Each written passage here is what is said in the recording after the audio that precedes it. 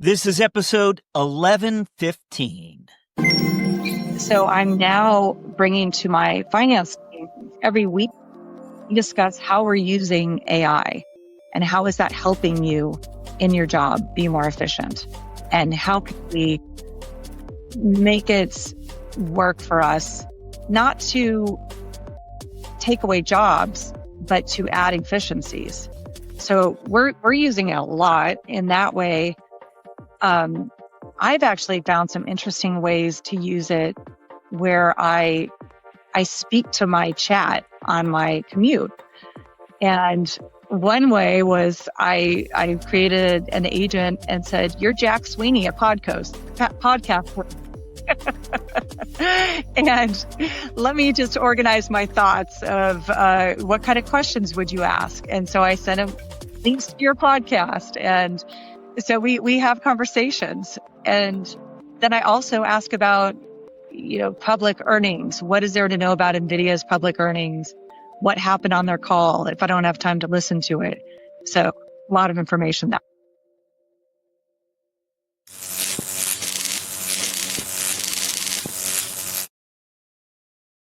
When Lisa Cummins Dulchinos joined Ayar Labs, she knew translating deep tech into a business story would be central to her role.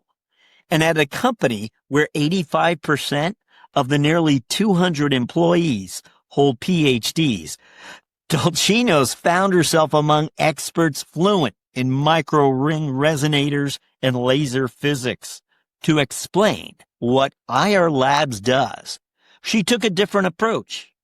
It's basically a computer chip that allows us to open up the bandwidth in a computing system, Cummins Dulchinos tells us, as she demonstrates that which defines finance leadership in 2025. And that is the ability to make business opportunities accessible to not only investors, but all constituents. Our talk with CFO Lisa Cummins Dulchinos begins after this.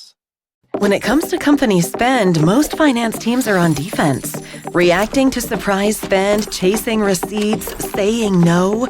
But there's a better way.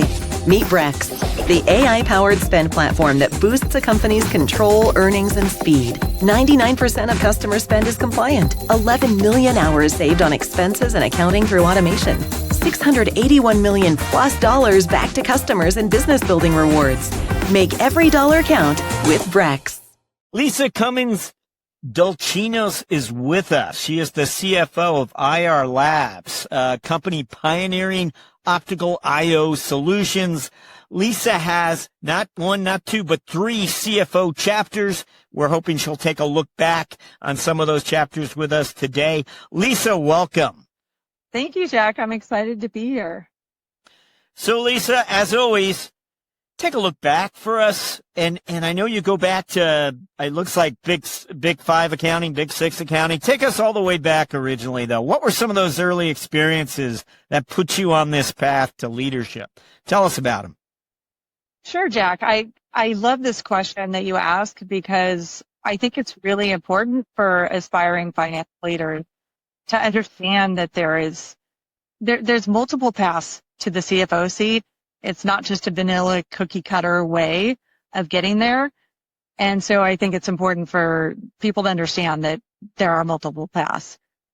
Mine was more of the accounting path, like you mentioned. I started my career at Ernst & Young, which was one of the big 6 at the time. Almost 30 years ago. And that was one of the most influential roles for me and so important.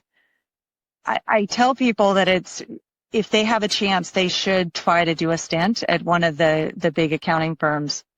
And the reason why is, you're a new college grad. I was 21 years old and I was thrown into going into large executives' offices and asking them to validate their numbers. They didn't like that. So it was very difficult. And I didn't quite realize just how much they didn't like us until I started at that time, you would actually be on site. Now the auditors are not on site, but they would stick us into a room in the back corner that was way away from everything. No air conditioning. You're dripping sweat. It was miserable. So I started to get the feeling they want us out of there. So I had to learn how to navigate that by really gaining the trust of the executives that I was working with and trying to have some empathy for what they were feeling and reposition it as I'm helping them. This is going to make your organization better, because if there's a process that's not working and it could lead to a failure of your control system, you want to know about it. So that was really good for kind of the EQ side of the job. I had learned all the accounting and everything like that in college, but that was a really good way to propel my career forward. Let me ask you something there, because you just drew a kind of a not a very flattering portrait of a first year accounting experience out there. Why did you stay? I mean, maybe you would have thought, hey, maybe I can teach accounting. It's a good question. There's a few reasons, but probably the most important is you needed 3 years of audit experience to be a CPA. Okay. So you've got your eyes on the prize and I'm going to get this done. Okay. It wasn't that horrible once I figured it out. And you get to go through so many different experiences, so many different companies, and see how they work and how they operate. And no two are alike. So after the initial shock of it, I actually really did enjoy it, and I learned a lot. Did you have any CPA mentors early on? I mean, did you have someone in the family who was a CPA, anything like that? No, actually, the way I got into it was when I was at college at UC Santa Barbara. One of the girls in our sorority was mentioning that she had a job her senior year. At the very beginning of the senior year, you get your job. And I thought, wow, what a way to go into the business world and make sure that you're secure. And we talked about the path of what that meant and how that could ultimately lead to a CFO position. So at that point, I started putting my eye on the prize. Yep. You're already obviously very goal-oriented. I suspect in your academic years you were as well. Yes, definitely. Yep. Okay. I spent a lot of time studying. And sometimes we have CFOs who go back for other degrees and they look a little undecided as to what path they want to go down. I guess what I'm sensing is that you were very focused and understood where you were going. Yeah. I was. It took me a while though to get there, and I feel for today's college students, because they have to go into college with a major declared. And it's really hard to know what you want to do when you're going into college.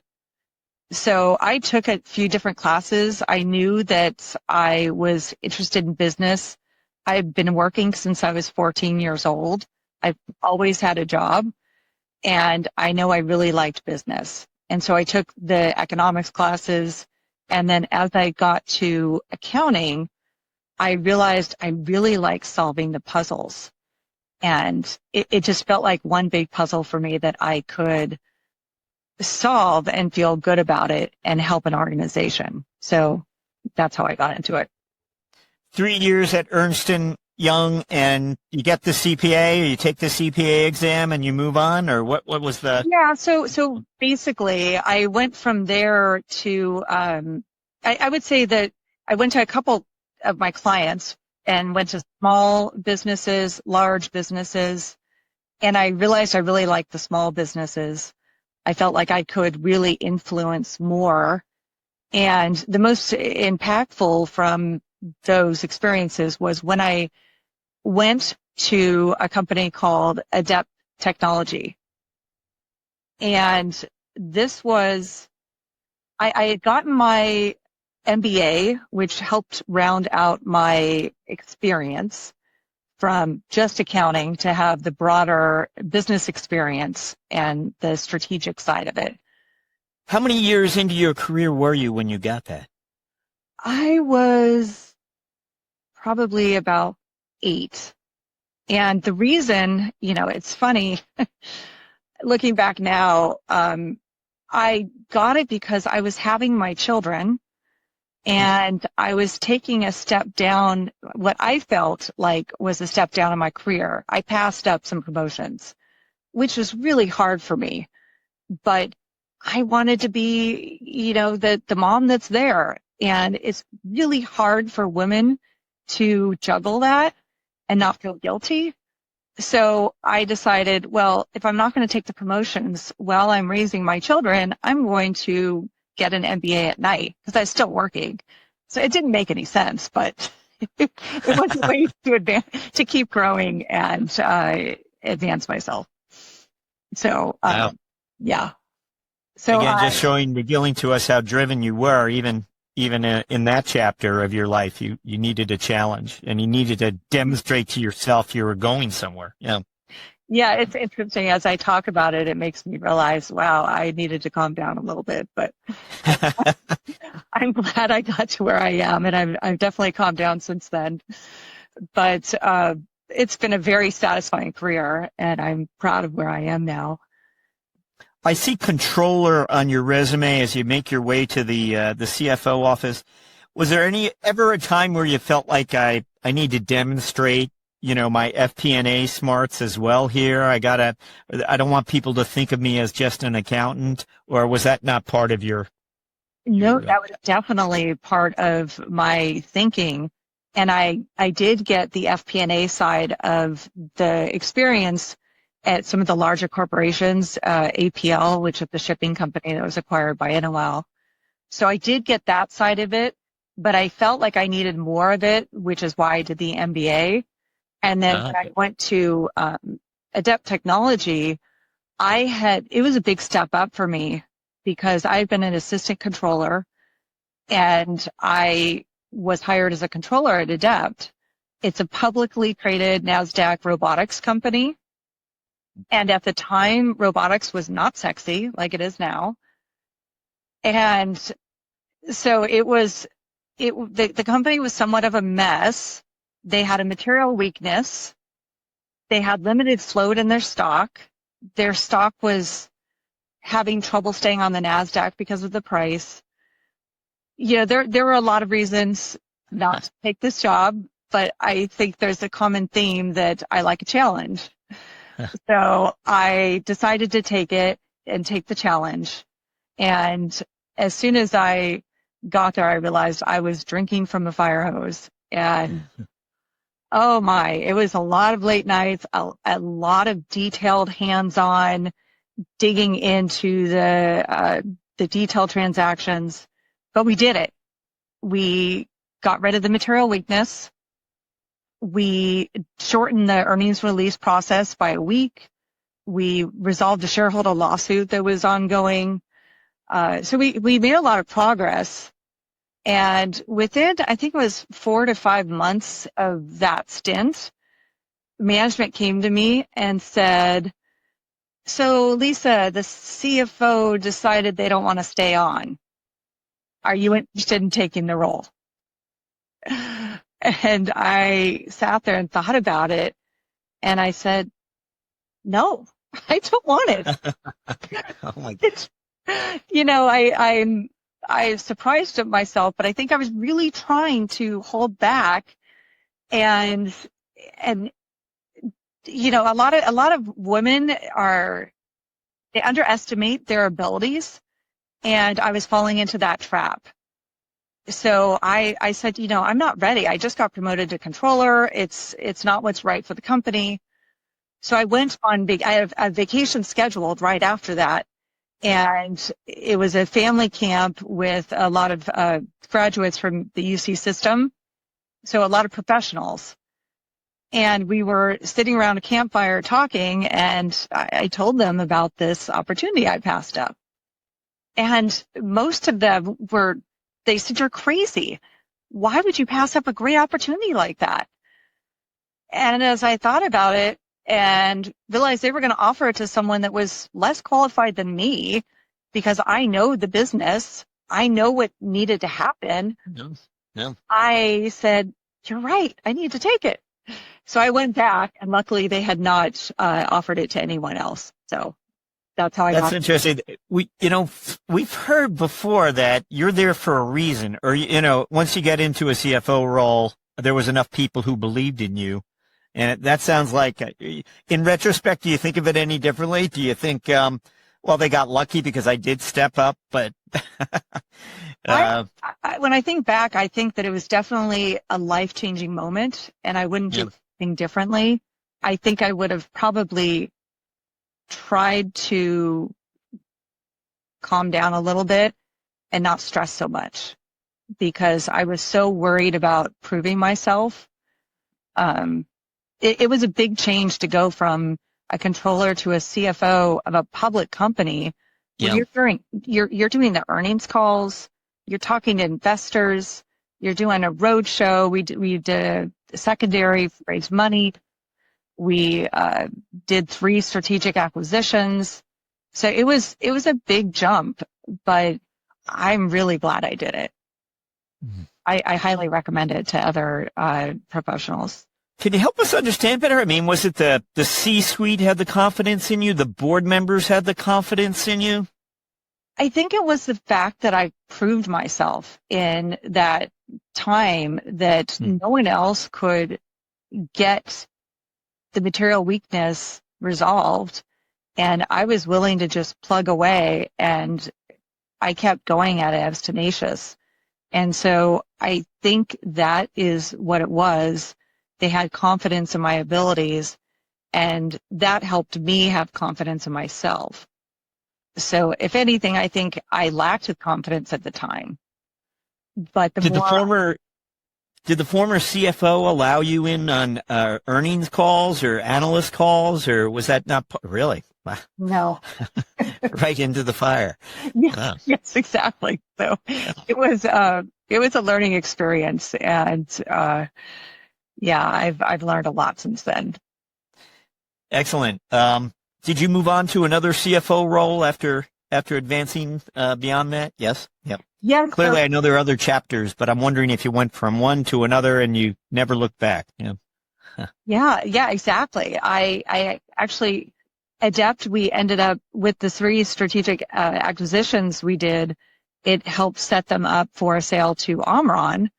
And so once they, after that stint, I went to Penguin Computing, which is a high-performance computing company, which is what got me into the industry I'm in today. And that was a privately held PE-backed company that had very different challenges. Yeah. It was the biggest issues were working capital efficiency. It had huge computing systems that were the beginning of what is AI now, but it was called machine learning at the time. And so it was about being able to afford the inventory, get the cash conversion cycle down, finance the inventory. And we ended up going into the federal business, where I got my security clearance, which was a very interesting experience, going through a lie detector test and all that to have the government clearance to be able to have these contracts that we had. But we grew the business from 50 million to 200 million, which ultimately got sold to Penguin, to Smart Global, and that's a public company as well. The satisfying thing about that is that they kept rebranding Smart to Penguin Solutions. So that was really a satisfying result. As you move to different CFO roles, is it your network? Are you working with recruiters? So this one was actually a recruiter, but a network. So there's this gentleman that I went to college with at UC Santa Barbara, and then I worked with him at Ernst & Young, and he became a recruiter. And he's responsible for most of my key roles in my career, and I trust him completely. So, tell us something about that. What what is the value that the recruiter brings you? Just opportunities? Certainly there have been opportunities that you said no thanks to as well. Tell us something about the ones that you were interested in. What distinguished them? So it was the fact that this recruiter knew me well and knew my strengths and knew how important culture is to me. Because to me, it's all about culture. You know, if you don't have a good culture at a company, it's not going to thrive. And so he knew to look out for opportunities that provided a good culture and room to grow. So to me, it's about learning something new. And he found me opportunities where I could learn something new, grow, and thrive in a positive culture. Well, we want to ask you about Ayar Labs, but I want to, you have these 3 chapters and you just mentioned culture. I'm wondering, can you help us, tell us something about the different cultures that you experienced? I imagine that first company, which was struggling in certain ways, might have been challenged as well culturally, just because it usually one feeds off the other, unless you see it otherwise. What would you tell us? No, it's exactly right. It was a tough culture, although my finance team and I got really close because we went through so much together. Yeah. When you go to something like that, you bond. But because the company was struggling, we had to go through multiple rounds of layoffs. Really hard. And one thing I learned at that experience was how much people look to the CFO and their mood for what's happening in the company. And so if I was having a bad day and maybe wasn't cheery or talkative, people started interpreting that as, oh my gosh, there's going to be layoffs. And I realized that. So I learned that I had to be very calm and measured in my personality. But so that culture was challenged.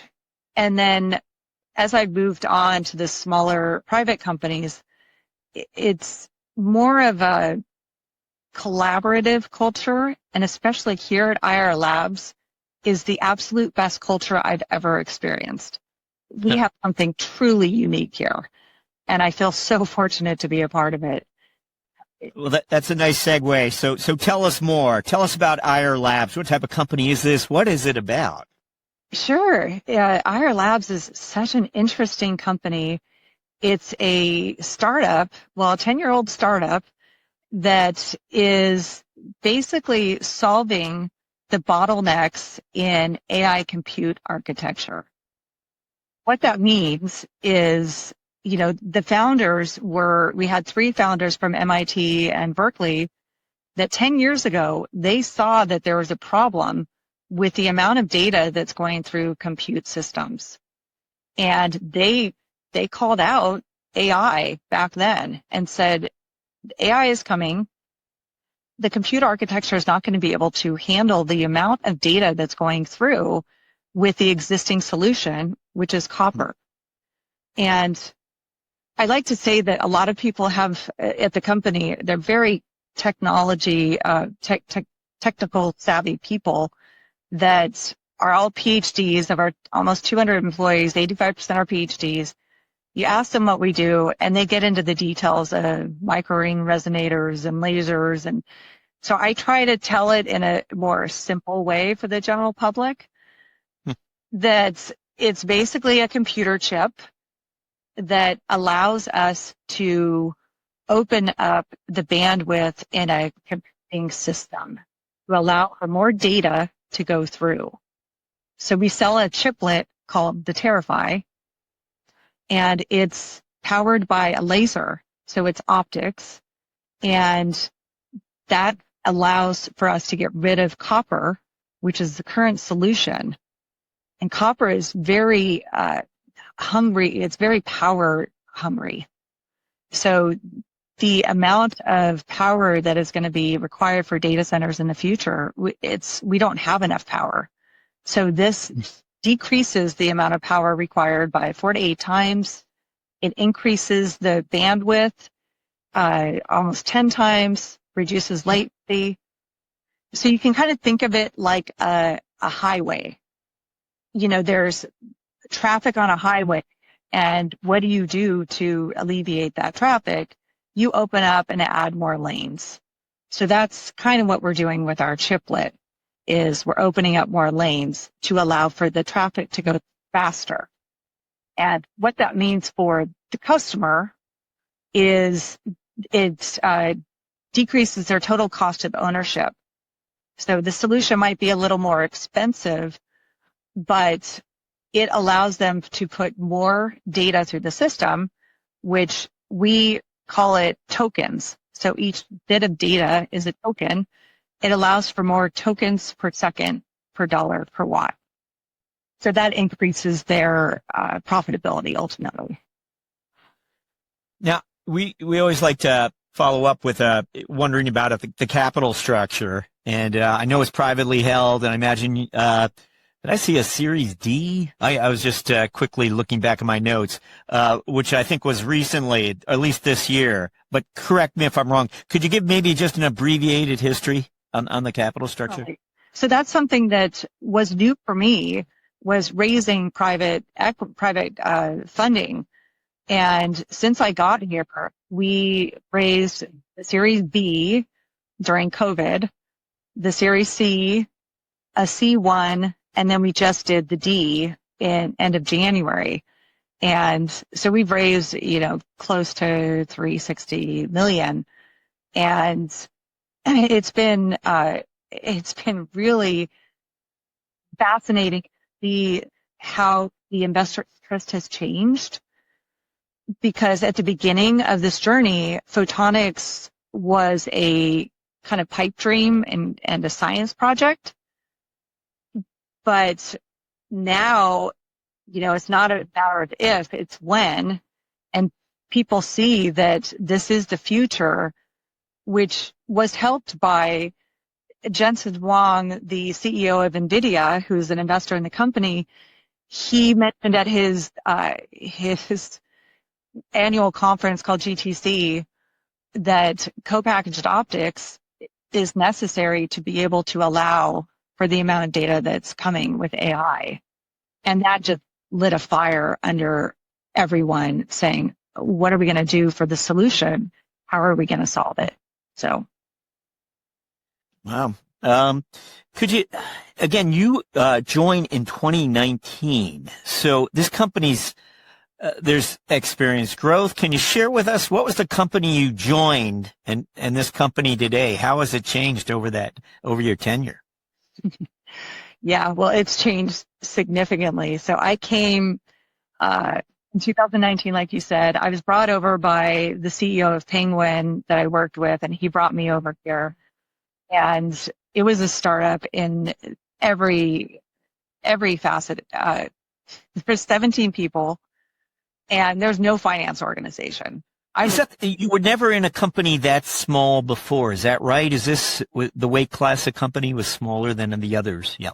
Yes, it was definitely something I had to consider, because it meant I was doing the work, the journal entries, and they were on QuickBooks. And we had a fractional CFO that we used. But my whole purpose for coming was I'm going to get in there, set up the ERP, set up the process, hire the finance team, get the house in order so that we can then go out and raise funds. There's really three areas that I like to focus on in an organization. When I come in, it's the accounting. You have to make sure that that is correct and it can be auditable so your investors trust you and trust your results. So I got that in order. I hired a lot of the talent that I trusted from my prior roles. So brought some good people over. And then I got the FP&A established so we could forecast our results. And a key metric that we use here is cash out. And it's kind of a scary thing for people to think about, but you're always thinking about when you need to raise that next round of financing. When are you going to run out of money? And So you want to do that at least a year before that point. So we had a good P&A team. And then the last was strategic finance. And we hired a VP of internal investor relations and strategic finance to help us story out and raise funds. So that's what we did. Wow. So are you working with the same recruiter? Are you keeping that? Or does he have a team now working for you? Yeah. Actually, he's getting to the point of thinking of retirement. But yes, I talk a lot, and I refer him to quite a few opportunities. There are some things that we're thinking about because the next stage in our growth is going public. And so as we think about that, we will be thinking about adding to our team. Can you share with us your top of mind metrics? What is it that you're looking at regularly? And I think I mentioned up front that we'd be real interested to know what was important to you back in 2019 and what's important to you today, how your world has changed, revealing to us through metrics. Yeah, definitely. So in the beginning, the most important was cash out. That was our metric, was really making sure we didn't run out of money. Right. And so measuring OPEX and ensuring that we had the right amount of funding for R&D to get our product to feasibility. And then now it's about really the cost of goods sold for our product, because it's a whole new market we're creating. And in the semiconductor industry, the most important thing is something called yield, which this was new for me. It's you do a tape out, which is how you create a semiconductor chip. And every tape out, you might get 50% or 60% of the chips come back good. And so all of the profitability is about that yield. And so right now it's about getting that yield up so that we have a good gross margin for going forward. Can I ask a question from the news headlines? You talked a little bit with us about copper. One of the latest copper headlines is about a tariff on copper coming into the U.S. Is that in any way likely to impact your world? Yeah, definitely. It's funny. I got a text from our IR about that, and it's actually that's a great tailwind because copper 50% tariff on imported copper. Now, if it happens, if whatever it comes to be, the price of copper is gonna Yeah. So okay. That definitely helps us. Although I don't think it would have made a huge difference anyways, because copper is going to die soon with this semiconductor transition. What makes optical I/O a compelling ROI story for your customers? What is it? Yeah, so it's basically right now the compute architecture is sitting idle for a lot of the time. So our customers are spending a lot of money on CapEx to generate these tokens, and they can't all work at the same time. So say our chip is talking to a memory unit, the rest of the architecture is sitting there idle. And so it's just wasting time, wasting resources. So you pay for a lot of these pieces of equipment, but you can't use them effectively or efficiently. So our solution, it's all about the TCO, total cost of ownership. They are able to get more data through a system, which they're charging for that data. And really the big inflection point was end of 2022 when ChatGPT came out. And that's when everyone said, well, how do we create these systems to get more data, more tokens through the system? So it's I don't know if you've seen the headlines of all the CapEx that's been spent on this infrastructure, and it's not slowing down. And people need to find a way to make it more efficient. So that's what our solution enables. Just as far as the finance function is concerned, where is AI having the greatest impact, perhaps, on automating finance, your finance operations? Yeah, it's amazing. So not only is it helping our business because that's what sells our product, I heard your discussion with Ali Miller, which was really informative for me. So I'm now bringing to my finance team every week, we discuss how we're using AI and how is that helping you in your job be more efficient, and how can we make it work for us, not to take away jobs, but to add efficiencies. So we're using it a lot in that way. I've actually found some interesting ways to use it where I speak to my chat on my commute. And one way was I created an agent and said, "You're Jack Sweeney, a podcast." And let me just organize my thoughts of what kind of questions would you ask. And so I sent him links to your podcast. And so we have conversations. And then I also ask about, public earnings. What is there to know about NVIDIA's public earnings? What happened on their call if I don't have time to listen to it? So a lot of information. I think analysts alike are being informed as to how to sharpen their questions, and CFOs are likewise getting smarter here. It's going to be interesting, that whole function area. Do you look at it as AI investments across the organization? I mean, do you look at it differently than other technology investments that perhaps have been made when it comes to trying to measure the ROI on those investments? It's a little trickier, is what finance leaders are telling us, and some of them are categorizing it a little differently and looking at it a little differently when it comes to the ROI of it. What about yourself? Yeah, it's a good question. It is tricky to measure it, and we're doing it just to make sure that we have the efficiency. So we're doing in the IT organization quite a bit for our engineers to be able to increase the throughput of their testing and modeling and design of the semiconductor, a lot of the software coding. So we've been using it, for over a year now in the engineering capacity. But the other disciplines, the G&A, which is where we're just now starting to figure out how can we use it to make us more efficient.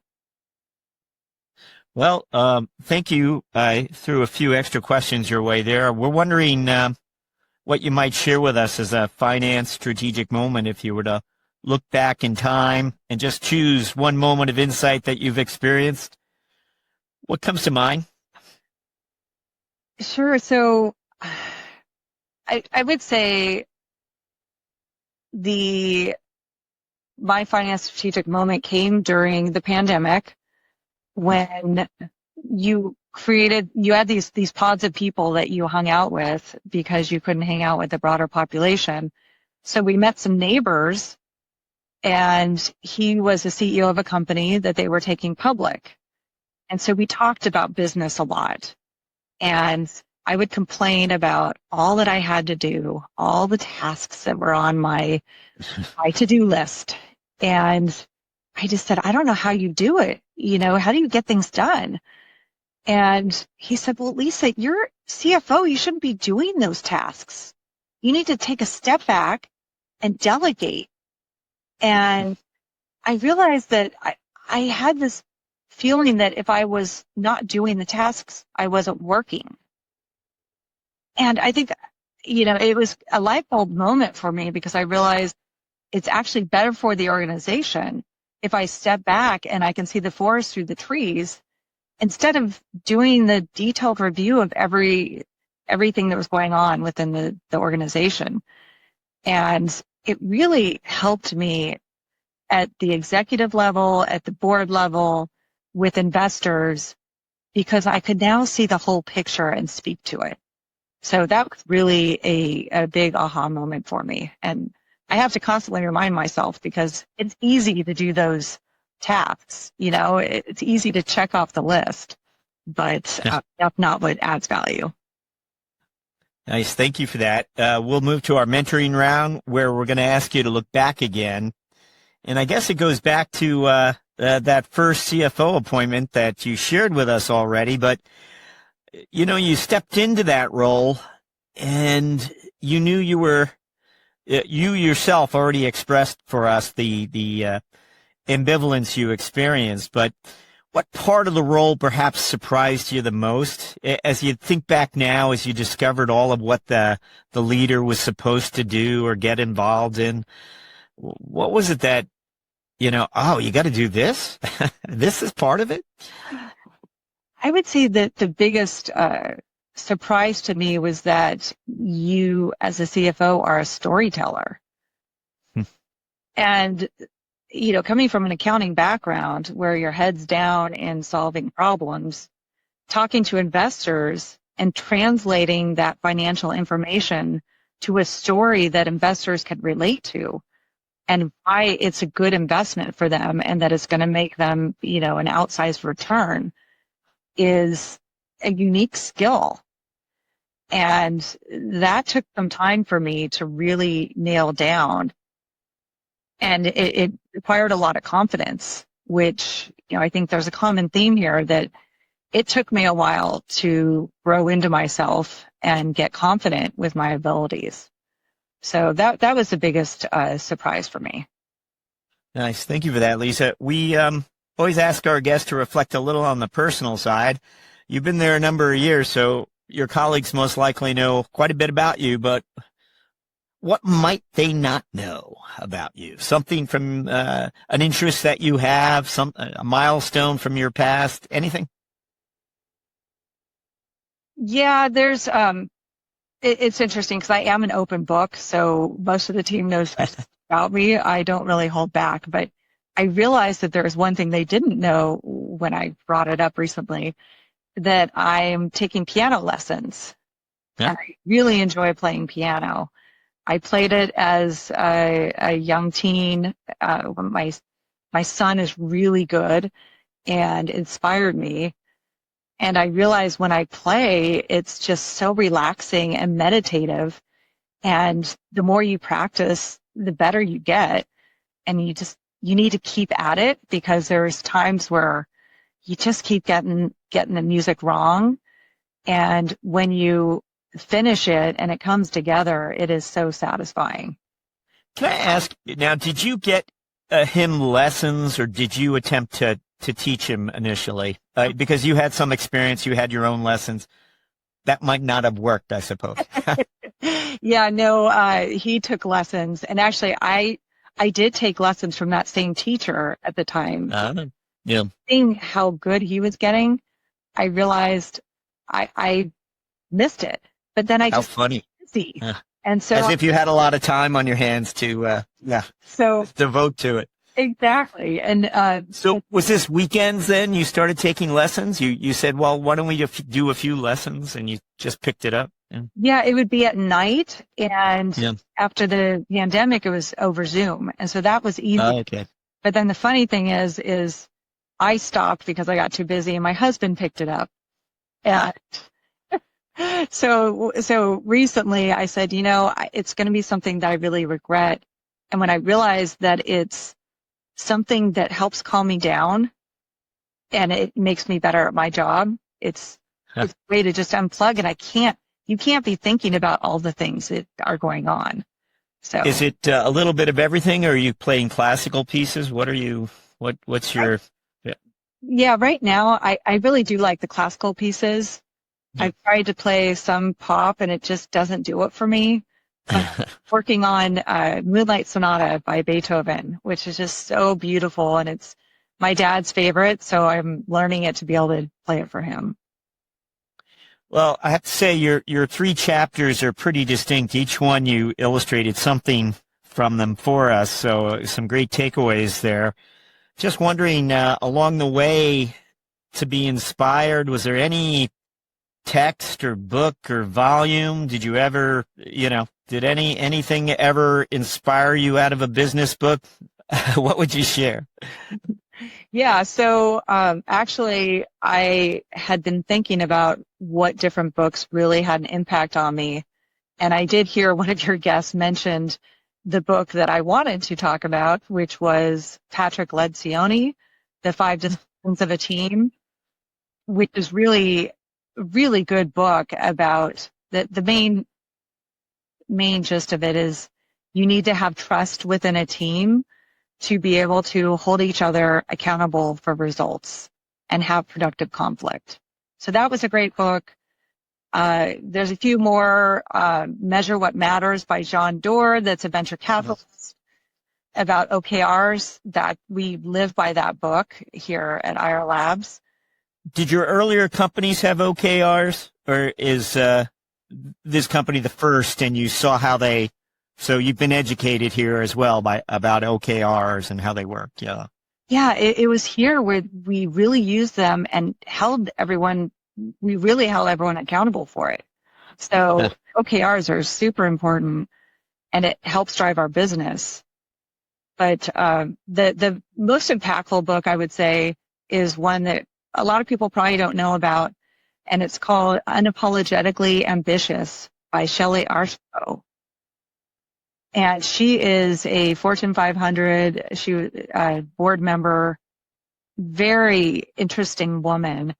She was a startup CEO, and what it's about, it resonates with a lot of female executives, but also for aspiring professionals, that you need to be confident in everything you do. And it's not just fake it till you make it. You need to be educated to be able to make it. You can't just pretend. And you also need to be intentional about everything you do. So if you know as a first-year auditor that you want to be a CFO, every step you take along your career should be with that in mind. And then third is the importance of networking. It's something that finance people hate to do. I really don't. Networking is uncomfortable, but it's really necessary, because not only do you get tips and advice from people in your industry, because as you get to the CFO level, you don't have anyone to go to for questions and advice. So you establish a network that you can go to, and you get your name out there so people know that, Lisa Cummins Dulchinos is a CFO that knows what she's doing, and you should trust the company and the numbers. So, yeah. Great advice for us. Great selections. Thank you, Lisa. We are up to our final question, and we're looking forward. We want to know what your priorities are for the coming 12 months as a CFO. What would those be? Well, it's very clear. I actually just put this in place talking to my CEO, and we're looking at getting our company IPO ready. So the IPO markets are opening up, and we're getting to the point of having scalable revenue that we can see. So, it'll probably be in, 2 to 3 years, but you need to be preparing for that now. So that's what I'm working on right now. Yeah, well said. Well, thank you, Lisa Cummins Dulchinos. Thank you for speaking to us on CFO Thought Leader. Thank you.